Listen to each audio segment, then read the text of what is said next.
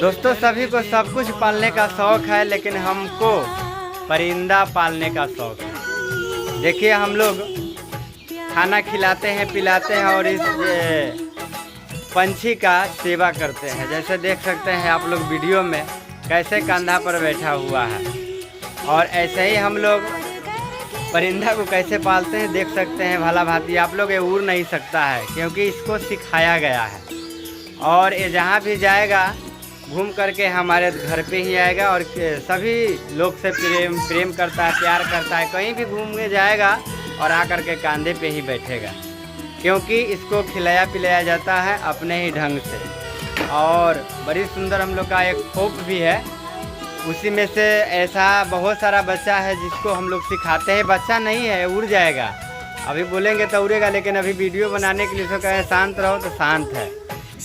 और